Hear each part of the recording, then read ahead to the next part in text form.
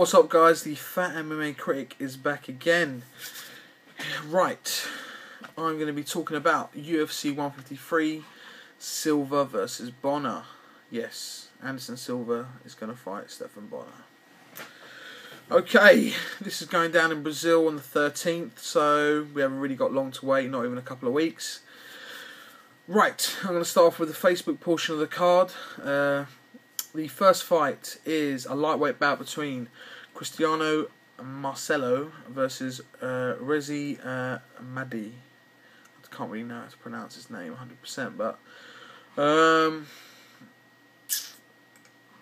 it's a tough one to call because they're kind of but I'm going to go with Reza or Rezi, the dude from Sweden, by way of Iran. Yeah, I'm going with him. Next fight, middleweight bout. Lewis Kane versus Chris Camozzi.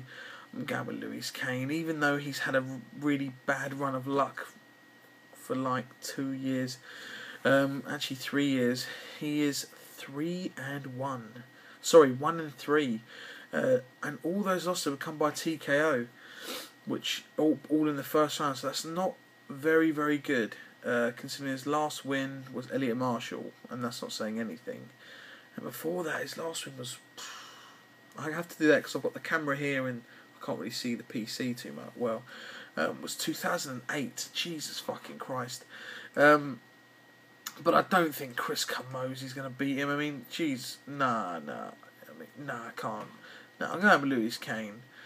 Next fight is a welterweight bout between Sergio Moraes, a dude, I believe he was on the Ultimate Fighter Brazil, versus Rene Forti, which I believe, was he on the Ultimate Fighter Brazil? I really don't know.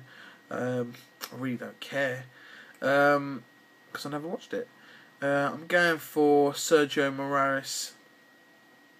Anyway, next fight, which is now on the prelim card, the portion on FX. We have Diego Brandão versus Joey Gambino. Now, I was pretty disappointed with Diego Brandão. He lost to Darren Elkins. I kind of thought this guy was going to be big. I thought he was going to be a really great, good star, but I don't think he's gonna. I think he's going to be lower tier of that division, the 145 division. Joey Gambino's coming off that loss to Steven Siler, which it doesn't say a lot. Steven Siler's pretty good at the moment. Before that, it was 9-0. But I'm gonna go with Diego Brandão. He should get the win here. Next fight, Gleison Tibau versus Francisco Trilado. There's a lot of these Brazilians from the Ultimate Fight Brazil on this card. He's 11-1. Gleison Tibau is much more seasoned than him. He's 25-8, but he's beaten some of the best in the lightweight division in the UFC. He's beaten Carl Uno, Josh Neer, Jeremy Stevens, Rich Clemente, Rafael Oliveira, Kurt Pellegrino, Rafael dos Anjos. You know, he's beaten a lot of guys. He only really falters at top competition like, Melvin Gallard, Jim Miller, and this guy recently he lost to was Khalib Negadomanov. It's hard to pronounce that name, but the dude's 18-0. He's an animal. He really is. I'm going with Gleison Tibau. He always finds a way to win unless he's fighting someone really good. Yeah, I'm going with Gleison Tibau. Next fight is a fight I'm very, very excited for. It's a heavyweight bout between Gabriel Gonzaga and Geronimo dos Santos. Now, not a lot of people... I'm not going to bother talking about Gonzaga. You all know who Gonzaga is and what he's about. Dos Santos is 34-14. Doesn't sound like the best record. But he's most famous for having a fight with Josh Barnett at Impact FC 2 years ago back in Australia when Impact FC done those cards. At that time he was 18-12. It was arguably a bad stoppage, but he was probably going to lose anyway. But since then he has racked up 1, 2, 3, 4, 5, 6, 7, 8, 9, 10, 11, 12. He's coming on a 12-fight winning streak, but since that loss, he's gone 16-2, which is pretty fucking good. I think in 2011 he went something like 8-1, and this year already he's 5-0. 4-0. Gabriel Gonzaga had retired, came back. He retired in 2010, came back a year later, fought on some random card, reality fighting championships, beat a no-name guy called Parker Porter. Then came back to the UFC when they'd done their first Brazil card. Their first Brazil card. Beat some random Brazilian heavyweight who wasn't fantastic. It's going to be a tough one. I'm going to go with the upset and say Geronimo dos Santos knocks out Gabriel Gonzaga. I'm going with the upset. I've seen this guy fight a lot, and he's huge. Yeah, he's a gorilla, and that's not racist because he's black, but he's fucking huge. He really is a mountain of a man. If you look at him, you just think to yourself, how the fuck does he get to 265? Anyway.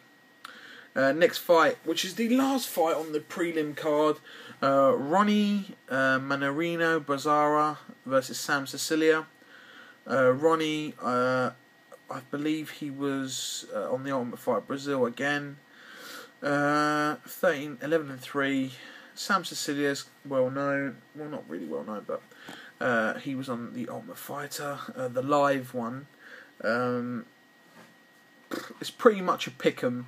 And I'm going to pick the Brazilian because he's at home. There you go. Now we're going on to the main card, which is pretty decent, even with all the things that happened. You know, like Jose Aldo got injured the same week as Rampage got injured as well. So we've got a few different fights. Starting off the main card, we've got a welterweight bout between Damian Maia and Ricky Story. Don't know why I said Ricky Story. It's Rick Story, but people say Ricky Story. Whatever, fucking. I'm not even going to go too in depth with this because Damian Maia's going to win this fight.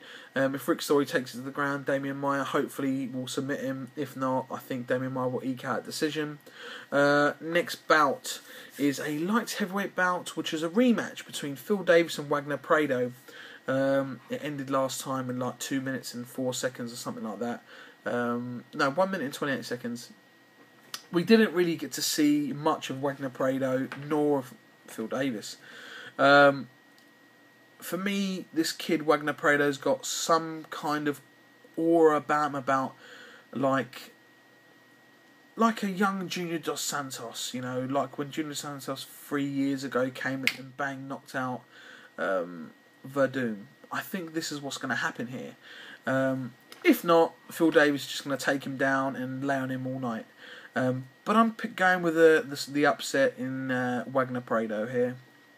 The next fight is a very, very good fight. Welterweight bout between John Fitch and Eric Silva. Yes, I know, John Fitch in an interesting fight.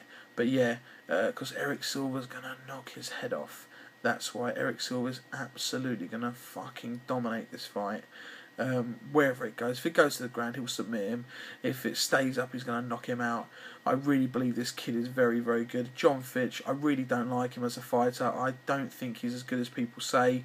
All he is a fighter with very good wrestling. And if you look at the guys he's fought, other than Thiago Alves, all the guys haven't really had big hands and haven't really been known for amazing kickboxing or something like that to knock him out.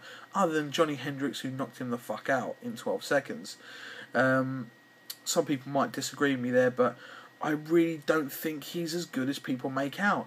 You know, virtually every fight in his career, his UFC career rather, has been decisions. His last 8 fights have been a decision or a draw. The one he had with BJ Penn. Also, obviously, not including this knockout loss. So I'm gonna go with Eric Silva pulling off. I personally don't think it's an upset because I really rate Eric Silva. Next fight is a light heavyweight bout between Glover, no one wants to fight him, Teixeira, and Fabio Maldonado. Now, I don't understand why no one wants to fight this fucking guy. All they're doing is making... I mean, he is very talented. He's got very good jiu-jitsu. He's got extremely good hands. You know, to tell you how good his jiu-jitsu is, he's actually beaten Dean Lister in a jiu-jitsu competition. And if you don't know how good Dean Lister is, don't watch my videos.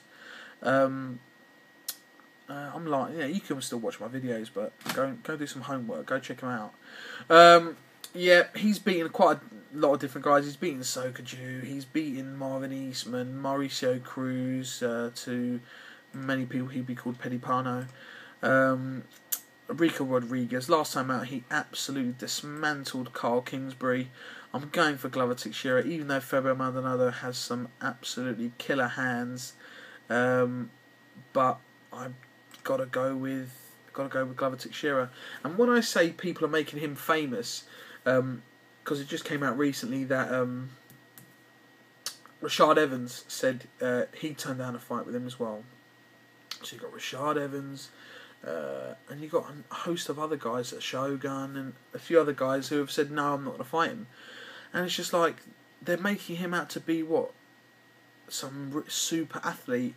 You know, and they're making his name even more now, which the UFC are loving because they're promoting this guy even more. But anyway, Glover Teixeira should win this. Next fight, which is the co-main of the evening, it's a heavyweight bout between a returning Big Nog, Antonio Rodrigo Nogueira versus Dave Pee Wee Herman. This is pretty academic.